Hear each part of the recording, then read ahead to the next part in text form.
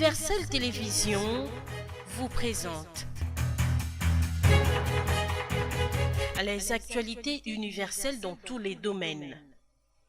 Politique. Le peuple à se tenir prêt au Congo et aussi la terre, on est pas aussi là. Hippolyte Kanambe a quitté ville Yaki.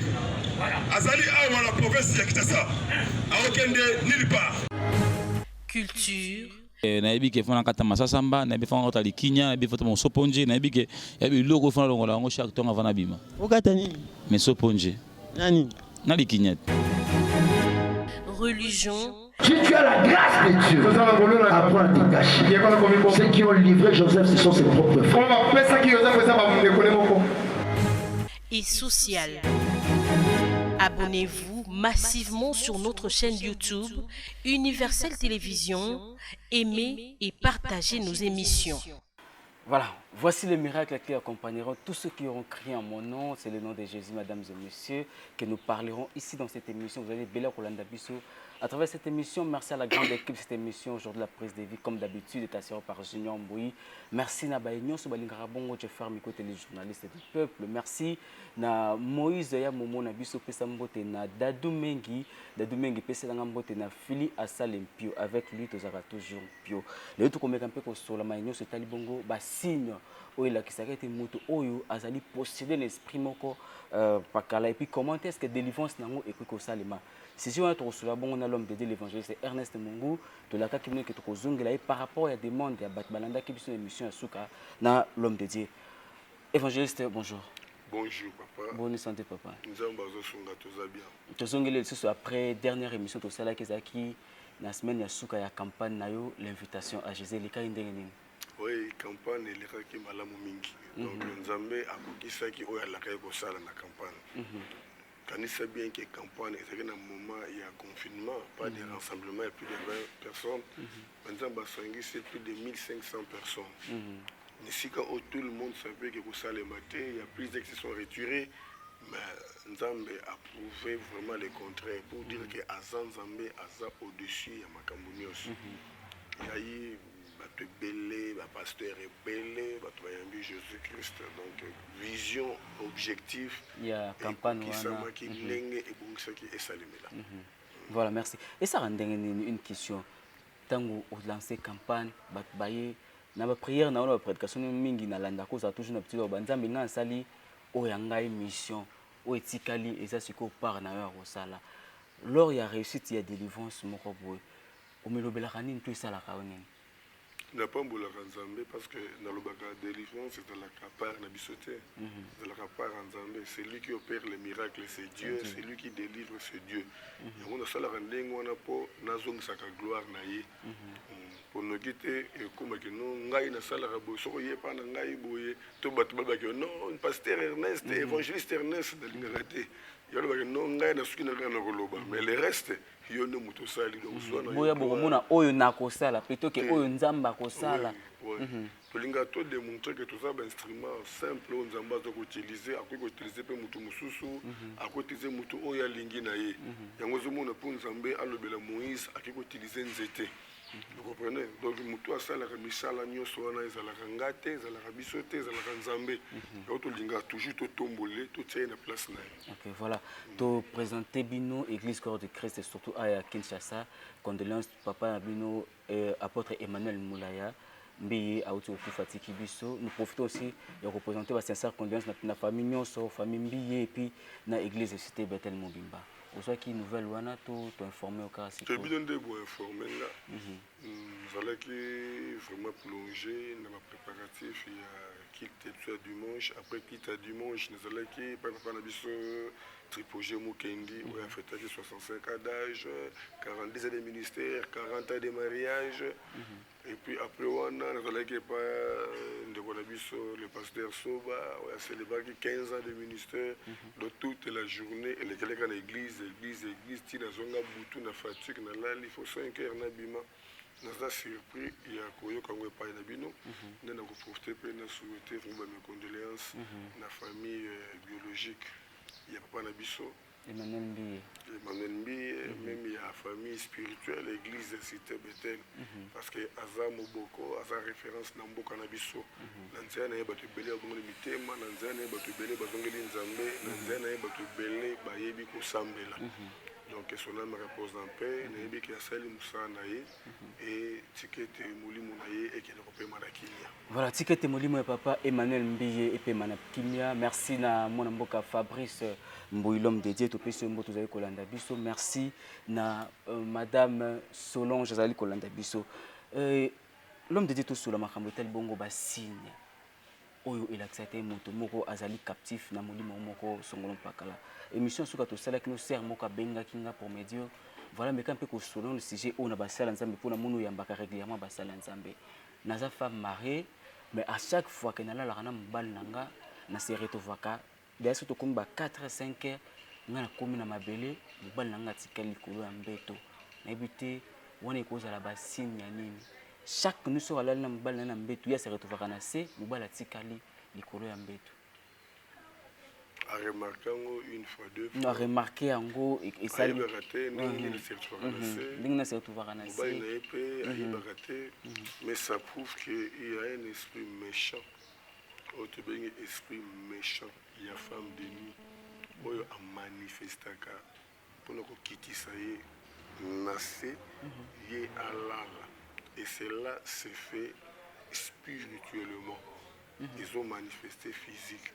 Donc, Babylone comme ça, tu n'as qu'à l'obéir au boyauté pour ne quitter ceux qui battent. Va découvrir que non, c'était comme ça, c'était comme ça. Ils ont en réalité, et cause à la queue, Azan a mari de nuit très méchant. Ou un qui t'a eu dans betou. Voilà moi si. Moi si. À cause de mon bal, il y a boutou. On a tellement méchant parce que mari de nuit, femme de nuit, bazar esprit, ou bazar jalousie, à ma casse. Ou un qui t'a eu.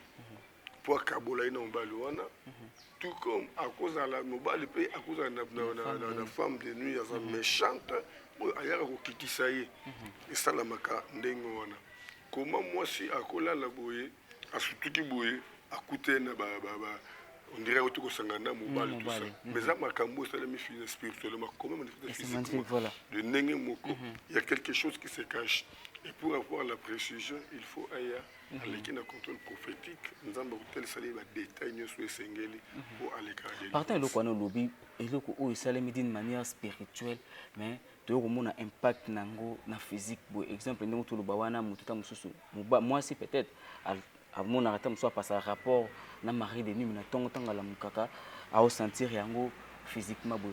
Tout quoi va peut baser mais mususu pe et ou thérapie na d'une manière spirituelle. Pour bloquer abo d'être au monde déjà sperme ya mbal na nzoto na o parce que n'étam sur d'une manière spirituelle et c'est manifesté beau. Il peut s'avérer que moi si pas rose apaiser mais na bloquer moi bongo. Mais basé mais spirituellement et peut ça maka. Mais sauf que ban na ba monde na physiquement té. Ils na bato ba bota na monde moleli. Donc dans le monde physique na moi si na ye akoza na ba na ye mais dans le monde spirituel a bota pe parce que baitiza kande esprit na ye na butu. Le esprit na ye na butu azakana bana a travailler ka tout ça. Et ne biloko ndengona et même ka faiblesse na vie physique on a na moyi boy raisonnement faiblesse makubeli parce que bazo travailler esprit na butu parce que bien en réalité dans l'homme c'est l'esprit. Ça biloko ça les mandengona. Donc ba chose spirituelle et monde na kana physique té mais ba effet et manifeste à capé. Nous avons bloqué spirituellement la santé, mais physiquement, nous avons fait il y a moulili, nous avons manifesté dans la physique. Net baka ya muto aboti na butu évangéliste, abota na butu azata msuna famille mobimba déjà na butu. Est-ce délivrance c'est bon que la facile dès lors que déjà na butu atiki déjà bana. Est-ce que vous allez facile bana na bada ko réclamer était une fois que délivrance est style et ça le rendait. Vous savez ngai na la famille na domaine de délivrance. Ezali musalo nzambe abengeli biso tolobaka délivrance lokola ya sorcellerie tobana bandoki epesamela basala nzambe nyonso te eza na baoyo bana particularité nzambe adote bango baministère na bagrâce ya kosalaka badélivrance ya ndenge wana délivrance lokola ya mari et femme de nuit eza badélivrance moko eza très glissante. Pourquoi? Eza na mari de nuit mosusu aza mutu normal te azali esprit oyo ba pesi mission aya kobala mwasi moko boye na moi parce que baesprit wana mpo obenga na ye eza difficile parce que esprit oyo azouta na nzoto soki obengani ye amoni difficulté eleki makasi akobima azongi na nzoto parce que esprit oyo na bomoto aa na nzoto te mpo abima eza difficile yango ozomona même jésus christ ye moko azokoenseigne biso na Luc chapitre 11 verset 24 ke soki esprit moko abimi na nzoto ya motu akenda mosika te akoluka asala manevre azonga soki azongi azonga su ye moko te lokola bobimisaki ngai ya mbala oyo fo na ya na équipe na nga il faut cet autre esprit démon méchant bazongi et la Bible déclare que la situation ya motu wana ekosaggrave davantage yango moni na domaine ya délivrance tosengaka maintenance. Maintenance, il y a délivrance. Après la délivrance, il faut maintenir la délivrance. Dans l'hôpital, après le traitement, tout le temps la convalescence. Convalescence, c'est le groupe que nous, pour ça, après le il faut mettre la kisi, il faut mettre la kisi. Un repos, il faut respecter. Cet exemple, nous avons l'opération. Après l'opération, abîmer l'hôpital. Au travail, on a moins de temps et repos. nakolia na ye changer kumela bakisi pour ezongisa bantikore na ye na force oyo esengeli afin ke acontinue marche na ye. Délivrance mpe ndenge moko moto aleki na délivrance il faut respecter baprogramme ya bakilte soit kopesa ye horaire moko ya bachaîne de prière pour permettre ye à maintenir délivrance na ye. Voilà, merci beaucoup en tout cas. Je pense que bato bazolanda biso bazozala mpenza édifier lokola toza bongo na moto oyo abengama na ministère wana ya délivrance. Évangéliste Ernest Mongu, moto mosusu azalaka alali alotaka aza neti na Europe peut-être, mais alotaka chaque fois école moko oyo atanga ta mosusu ayekuna ta mosusu atanga kaka na école wana soit place moko andovanda na kina nzete moko babenda obeta dame lisolo alotaka kaka esika wana quand même kazalaka lisusu wana te wana mpe ekozala kaka na cadre kaka ya baréclamation to eza esprit nini wana. C'est vraiment une grâce que l'autre bandoto ya ndenge wana. C'est parce que nous avons un résultat ya esprit na yo. Vous savez, diable a très visé. Dans le monde, na bango ya molili, ba sala ba travers na ba avance. Au moins na 3 ans, 5 ans, ndoki munene na butu akomaka mukolo. Moi na 3 ans, 5 ans mais abota bala, azape musu konji munene na monde na bango. Parce que ce bango bazui biso na monde na bango bakitsa biso. Vous comprenez? Mutakoza na poto. Amoni qui a na poto. Mais un esprit na na poto te. Esprit na na Congo. Il travaille à na kata Congo. Parce que yesika zali ba note ne mingi abauta na Congo, le sika botama. Donc zali résultat ya esprit na ye.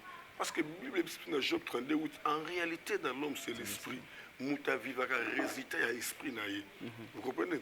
Dans la mutum somo na ça c'est sa classe azaba diplôme universitaire. Maintenant ta ga ndoto avec nous présenter voilà. Donc pour dire que niveau spirituel na yo monde atenebe a réduit au na niveau wana parce que malgré ba diplôme na yo musala nyonso kuluka ba ozoyote parce que spirituellement ba zomo na niveau moko boye ya C.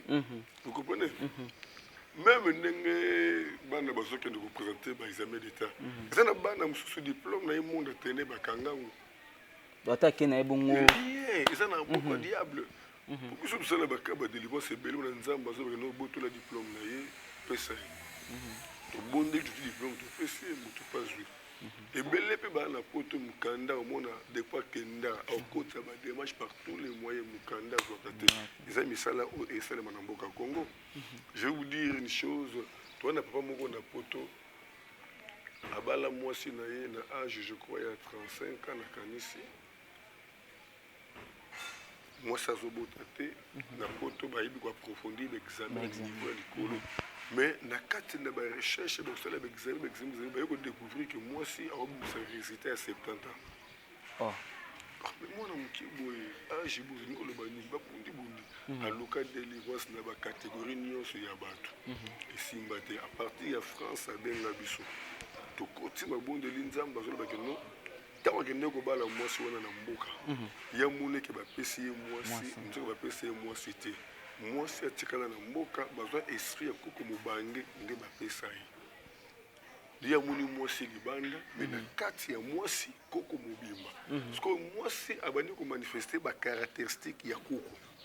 Koko Salemba déjà côté la ménopause donc le monde spirituel est la réalité est belé yango zo mona Bible dit c'est dans Proverbe 29, 18, quand tu n'as pas de révélation, le peuple est sans frein.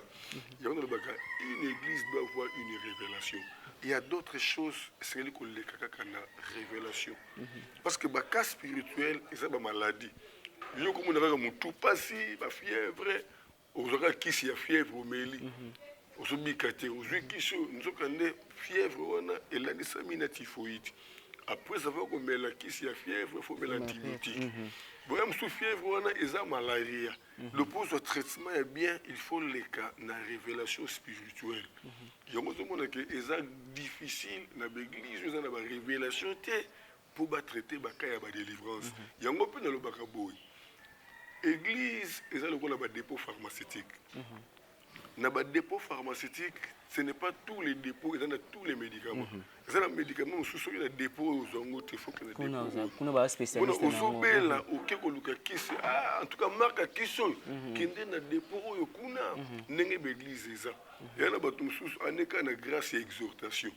Nous avons une consolation par rapport à l'exhortation. Il y a délivrance, nous avons une délivrance. Mais si nous bloqué même si le problème est traité par la au moins l'église est belle comme délivrance, ministère de délivrance. Non, délivrance, c'était délivrance. Parlez pour ça, poser une question, moi, évangéliste. C'est que Moutou, oh, il y a un problème, moi, net exemple, mais à se retrouver dans l'église, moi, dans le ministère prophétique. C'est que pas naïe, à Bossana, délivrance, il y a des camps où ils ont lié la vie. Mais la prophétie, c'est une révélation. Nous avons la grâce de Moutou à Lingui. Vous comprenez? Prophète a une révélation par Nzambé, il a appelé Moutou. Or, le pasteur a dit que les Cambos n'est pas Moutou, il a pas Nzambé. Donc, pour dire qu'il faut qu'il y ait la collaboration entre le ministère prophétique et le ministère soit de la délivrance. Mais Nzambé peut s'appeler Moutou, il y a révélation et délivrance. Et bien, Moussous, il y a deux mais il y a l'ongolaté. Nous avons un laboratoire. Un laboratoire, lui, ne fait que voir la maladie. Mais il n'est pas appelé à faire traitement de la maladie. Le laboratoire, au sein l'examen, a découvert que non, ils allaient mieux, mais ils allaient bouillir. Mais il y a dans l'opération. Il faut que le docteur fasse l'opération. Or, le laboratoire a un prophète. Vous comprenez? A un prophète. Il y a Moni, il va faire sa révélation pour monter à la délivrance à sa délivrance. Mais il y a aussi des docteurs, à cause de la doctorat, à le laboratoire, vous comprenez, à cause de la tout. Donc nous avons fait sa grâce dans Moutou à Lingui, dans le Lengue à Lingui. Et ça n'est Moutou à Miyeba à Zanan. Moutou peut à Yeba dans ce qui est Luka, Nani. Parce que l'église, c'est l'hôpital. Mais dans l'hôpital, Bayebani. Ce qui est le cas, le sœur Mora Yelinga a un problème spirituel. Ils ont remarqué à combien de temps période des fois 2 fois 3 fois dans 100 ans. Et puis ce que ça les ils ont compliqué que 100 ans tout ça non quand au lieu que au banana dans l'hôpital voilà muto bondela to contrôler dans nos spiritualités si ma fondatine de pas ya gynécologue. Vous comprenez? Parce que toi, on a 3 sources de guérison dans l'hôpital malade. Et ça, on a malade, et c'est un hôpital, et c'est un péquicité, et ça, c'est une prière, moutou, habiki. Et ça, c'est un malade, et c'est une prière, révélation, hôpital, caca. Et ça, c'est un malade, et c'est un hôpital, la prière. Donc il faut qu'il y ait la révélation. Oui, surtout dans le cas où on a traité. Il y a un serre moko dans le miom. Il y a un pantalon. À quel hôpital, il y a une chorégraphie, tout ça, en tout cas, à coquille comme traité, ce qu'il y a une opération. Il faut vraiment être la dirigeante. Mon c'est que non pas la biso avant que na opération. Tout ça dans le contrôle spirituel, ni ne batam. Mais tant que y a un contrôle spirituel, nzamba lobi eza miomte. Eza boule moko diable tina kat na libumuna yesko et pas minganga et mona lokola miom. Tant ba osala yo opération, nesika ba ko bebisa nyoso katina ye. Soit que liwa pe ko ya pe na nzela ya opération. Ba bebisa ya bota lisusu te na kat opération wana. Nzamba lobi eza opération spirituelle et non physique. À côté de la retraite, à l'équipe de délivrance, tolongoli miomo wana spirituellement lelo sera bika sera bota témoin est vivant mais s'il ne fait pas la révélation mais qui est l'hôpital c'est l'opération bato belé bazo souffrir à cause de l'opération basala bango et ça la opération normalité dans qui ba j'ai dit après détruire ma vie à bato. Donc c'est ça. Voilà, merci beaucoup Bosé Belé Bojo Landabiso ndenge Bible Lubaka, il a appelé les uns comme prophètes et les autres comme docteurs, Bamsous comme évangélistes. Et voilà pourquoi tu as quitté le Kabongo, l'homme de Dieu, l'évangéliste Ernest Mongoto me campé Kosula. Mais s'il s'avère qu'on s'est retrouvé dans Moussous na signe au évangéliste Alobeli, qu'on hésitait au Benga Biso soit au Benga évangéliste Imo Kokopé c'est numéro Nasuka. Merci beaucoup d'assistance à Junior Mbouyi, merci beaucoup à madame Florence Nsunazo Landabiso, Philly Assalimpio, boss Dadumengi, Bagnon, Balingrabon, je ferme côté tout ali, qu'on continue malembe, kokoma nasuka. Évangéliste, vous avez que l'autre fois pas moninga nayo, Moussala Nzambe, le prophète Denis Lessi, tout coûte un serment comme tout un junior Mbouyassol Nabiso. Alobi, à la grande serre nae, abiso comme monier au kakone l'autre côté, moi c'est kitoko. Alingra bamibal bazana mbong, basela qui va dépenser 300 $, bamima qui na place pena ou que non, moni bobité, mouta vivre. Mais une fois que Azu Zemi, ce qui a annoncé Moubalouana, peu importe besoin Moubalouana. Ce qui a annoncé Moubalouana, que Nazana Zemi, 2 jours, 3 jours Moubala Kimi, a se retrouvé à 3 bana, moi na tata na ending balobaka. Mais moi c'est kitoko, Mibal Bazakana Mbongo, une fois qu'a annoncé qu'à Zemi, Mibal Bakimaka. On est cause à la bassine ya nini, ya célibat, to mulimuni nyango. Non, ça c'est le célibat, ça c'est une réclamation. Et ça, c'est une réclamation. Au moins, il y a 1 Samuel 30 que tant que vous avez une évasion, na tilgag, baboma ki mutute. Mais bazuka basi bakena bango, bazubana bakena bango. Donc pour dire que ça na mutu mususu bakotikela yo kitoko na yo, batikeli mibali balanda yo, mais bazu mariage bakena. Donc vous avez bambongo makamu nyose bakotikala ko bala yote. Mususu bakotikela pe kitoko parce que mibali bazuka bana bakena bango. Vous comprenez? Donc chaque personne a un loko moko ezo réclamer.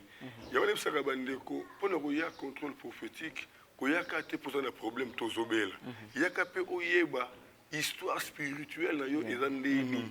Ndenge moyembe na biso Matu Samuel ayemba alobi loba pona ngai Yesu loba pona ngai sakola pona ngai Yesu sakola pona ngai nayeba liboso na kokendeza lolenge nini na milengele liboso na kokendeza lolenge nini ba réclamation mosusu moni que toi en 2021 yo ça non bien mais si ba réclamation que 2025 il faut les camboyés salema les camboyés salema biso ba Christ to sutuka na makambo comme la biso mais diable sutuka aye ba déjà et c'est à tracer déjà nous au monde na Matthieu 6 Jésus-Christ a sauté à biso la prière à l'obi ne nous induis pas de la tentation mais délivre-nous du mal parce qu'il y a des pièges il y a des tentations mais Seigneur ça la biso ngolu tous hommes na ba piège wana te donc c'est une réclamation ça na lié mo ya réclamation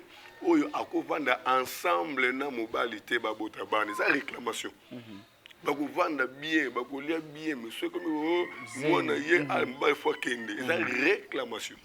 Voilà, merci beaucoup to comme biso pratiquement na suka mais aussi ça na signe oyo et puis après yango na ko senga yo mosala nzambe prière moko na bakinyoso basali kolanda biso mususu atuti sami yambo eta benga mais prière moko ko sape malamu mingi moto moko asalaka nae asana mbongo asimbaka mbongo mais na salaire ne atikala jamais ko somba eloko moko ya mutu ya ko la sekeno voilà na salaka na compagnie moko songolo mpakala na tika na eloko comme gage ya mutoki na ngai wana kozala nini c'est toujours réclamation.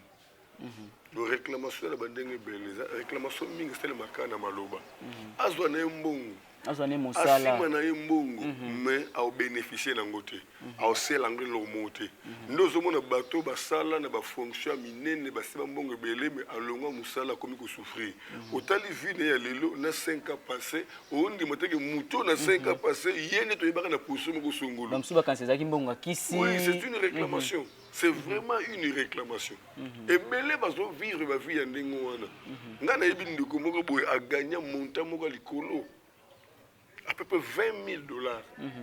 Tant que $20,000 wana asombi ba kombi ba yas moi c'est dans ce congélateur c'est catholique va vivre fait va bilan pas même 3 mois 6 mois to kuta na papa on a commencé à ngana transport et ça réclamation de réclamation moi si mususu au monde on a chance ozokutana mibali pena ya bien baza pena bambongo ba possibilité mais jamais ba proposer un mariage so yo mo bandika le mariage atoni oselikati bokabwane ce sont des réclamations aussi marana yo mbongo mais au monde le gosela mbongo wana te ce sont des réclamations donc eza ba signe oyo faut batu ba ko kengela vie na bango parce que eloko nyonso nzamba kela na mokili oyo il faut elangisa mona 3 facteurs développement multiplication na croissance.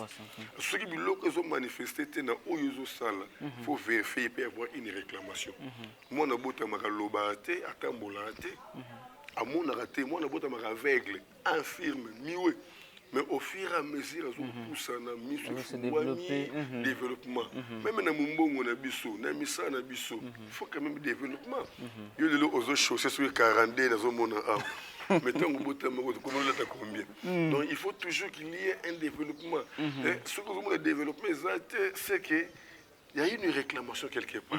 En tout cas, merci beaucoup. Je pense que Balandi Biso va penza béni to comme la biso na suka et il faut comprendre que tous ça bon na musala nzambe église n'est pas comme nango béni dédié. To comme la biso na suka évangéliste mais j'aimerais qu'avant pe sa numéro na yo une courte prière qu'on a ko édifier ta mususu mutu mususu à se retrouver ta mususu na makambo to tiko sola awa. Le coup mo zonge pa na yo nzambo bongisaka nyonso na lolenga bonzambe na yo au permettre na se retrouver na mabota nyonso bandimi ko yamba biso na internet na ba télévision mokili mobima partout biska ba se retrouver molimo na yo azwa place na mitema na bango pour na ko sostener bango ozali volonté na yo soit contrôle en tout et pour tout na kombo nesmasi ya tobondeli amen. Amen. Merci beaucoup évangéliste pour la disponibilité na yo contact na yo. Oui, bandeko balingi ba contacter ngai ba kozonga na plus 243 89 75 15 851 plus 243 89 75 15 851 na Facebook ba kozonga na Ernest Mungu na YouTube ba kozonga na Béni Dédié TV Béni Dédié TV ndesika ba kilt na biso elekaka na commune ya Kintambo église ezombi na commune ya Kintambo na arena biso Maison Mbungu vers Vélodrome topé Vélodrome vers Maison Mbungu avenue Kimvula numéro 3 la précision nyonso kaka à travers le numéro de téléphone. Voilà, merci beaucoup évangéliste. C'est moi qui vous remercie. Voilà, Bolandi Biso de partout dans le monde, le autre dans l'église évangélique béni dédiée au Cameroun à Mona Mboka, Moussela Nzambe, l'évangéliste Ernest Mungu azaki invité nanga. Ce qu'on s'est retrouvé dans la signe autre tiko sola awa ko hésité à bengama na ministère de délivrance bengaye ou ko solution par rapport à mamou zaki ko tunisa yo.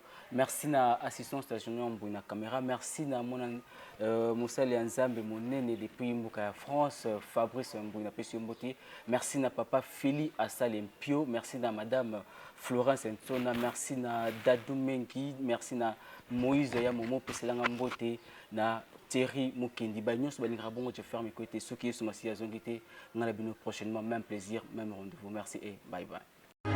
Universel Télévision vous présente les actualités universelles dans tous les domaines. Politique. Le peuple à se tenir prêt au Congo et aussi la terre, on est aussi là. Hippolyte Kanambe a quitté ville Yaki. Azali a la province de Kitasa. A aucun nulle part. Culture. nayebi ke fona kata masasa mba nayebi fona kota likinya nayebi foto mosoponje nayebi ke yabi logo fona longola ngo chaque temps avant abima okata nini mais soponje nani na likinya religion. Si tu as la grâce de Dieu, apprends à te cacher. Ceux qui ont livré Joseph, ce sont ses propres frères. Et social. Abonnez-vous massivement sur notre chaîne YouTube Universel Télévision, aimez et partagez nos émissions.